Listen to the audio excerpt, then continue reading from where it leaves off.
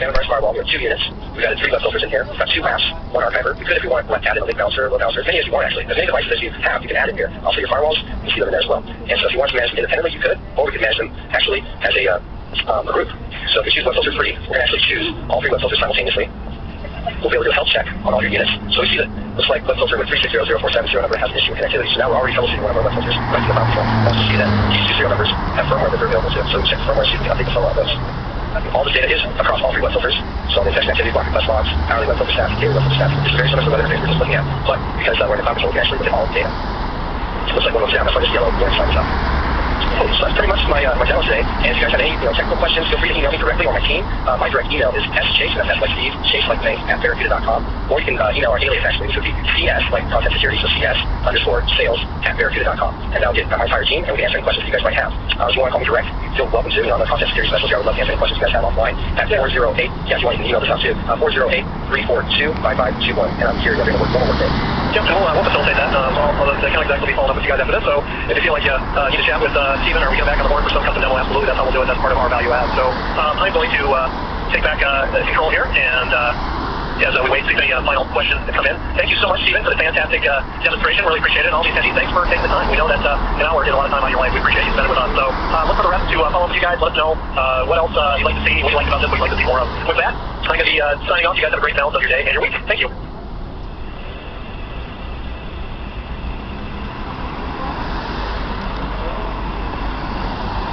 Good morning, everybody. I am Todd Obert, President and CEO of Productive Corporation. Joined here alongside me, virtually, technically, metaphysically, T. Greco, our VP of Sales and Tax. Today we say, welcome aboard, Sophos Cloud. That's what we're talking about. It has been out here for, I would say, over a year. It's been rolling right along. It has some cool updates and extensions. It's the foundation of what Sophos is doing today and in the future. So if you have come to our events in the past, you know how we do it. We like to concentrate on the core subject matter and dispense with the fluff. To that end, we will meet Productive in 1 minute or less. Then I will hand the microphone over to T. Greco. We'll talk about Sophos Central and the Sophos Cloud overview. If you do have questions, please utilize that chat feature, and we will get your questions answered straight away. So first, who is Productive Corporation? Well, I'm very glad you asked. Productive is a security and storage software expert. We provide security solutions for mid-sized companies. We have a team that is specialized, that has 6 or more arms, that can help you with technical and licensing questions as well as pre-sales engineering.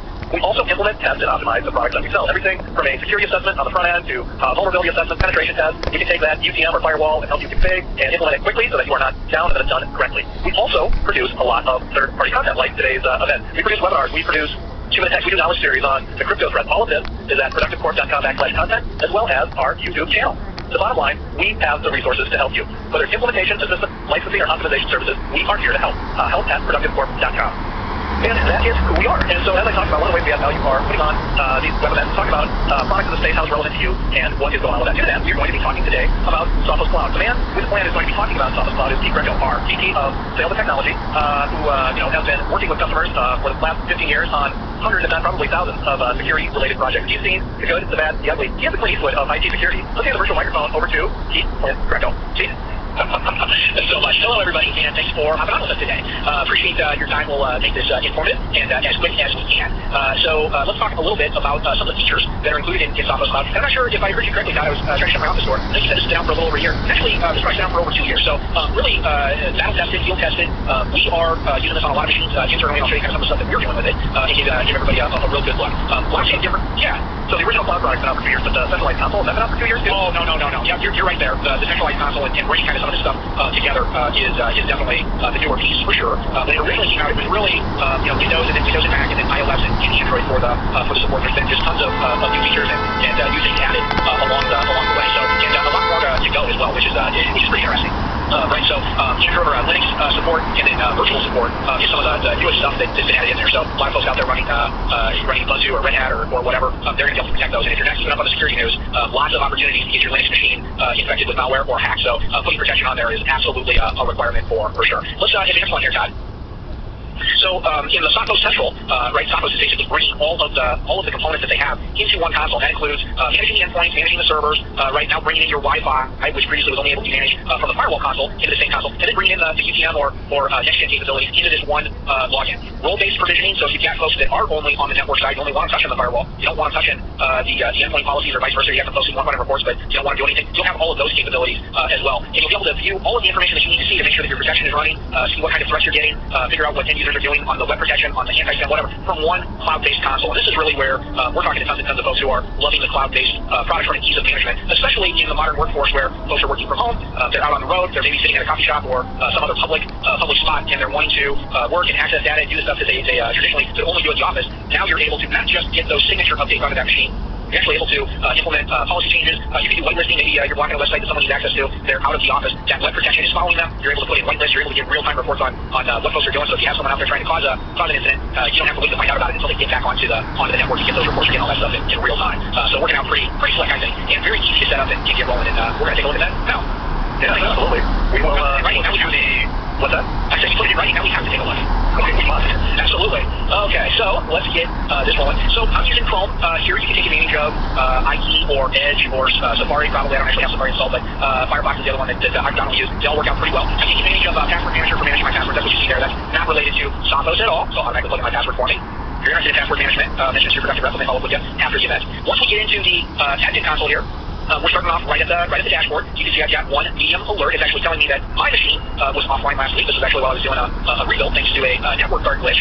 So I've reviewed the error. I actually knew what it was when I saw it. But I can click on my machine now and start reviewing the error and figuring out what was going on. You can see I've got back up to speed. Now, if I were out in the field and I was calling into an admin saying I was having some problems, maybe we thought it was related to the Sophos protection. I know in this case it wasn't, but if it was related to the protection, we can disable that tamper protection for just this machine. The thing that I really dig is I can actually give the tamper protection password right over the phone to an end user, and then once we're done troubleshooting, we can simply generate a brand new password. So I don't actually need to permanently disable it if I don't want to. I can simply give them a password, regenerate a new one after we're done doing whatever troubleshooting we might need to do. Most of the time, if I can get access to the box, I would be doing it myself. But with folks being gone all the time, not being able to come to the office, maybe they never VPN is, so they don't have VPN access or whatever, you can't control that machine physically. So it gives you a lot of moves on what you can do. Now, so you're working with one of your employees to give them, they try the setting, open it, close it, let's check this out, right? Yeah, and you might even be a situation where we're blocking USB ports hot, and someone's at a customer site. I've got this big file that I need to give you. We're having issues, or they don't have a guest Wi-Fi, or that didn't work out. I need to get this via USB stick. Hey, can I get a one-time exception here to plug a thumb drive in?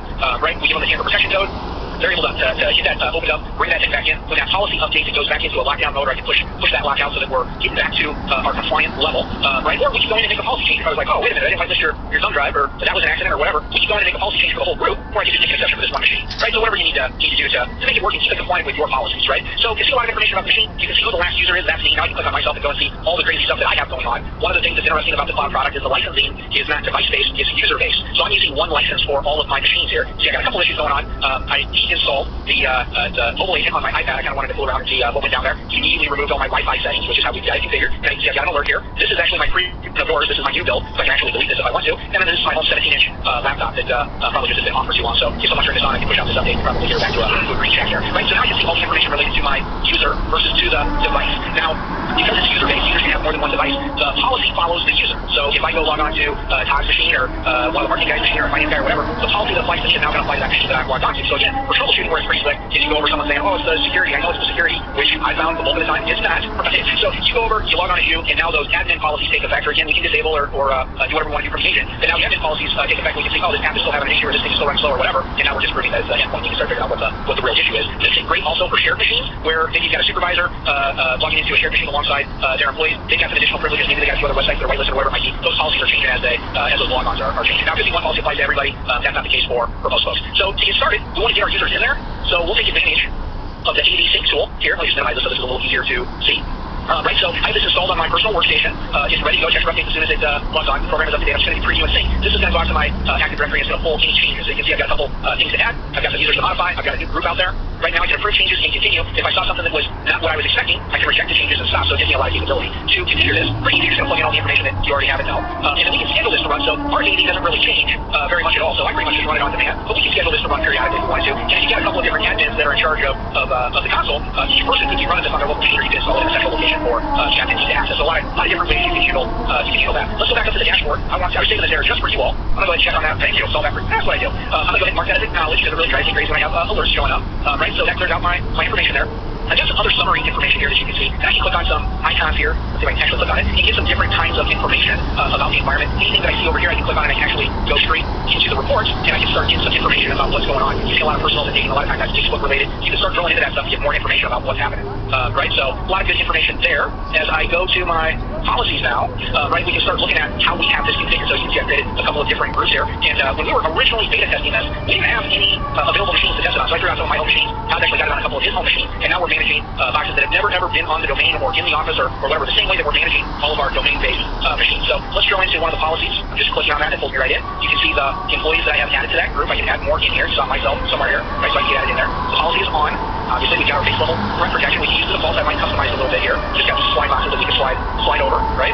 Enable schedules, scanning night, Friday nights at 11.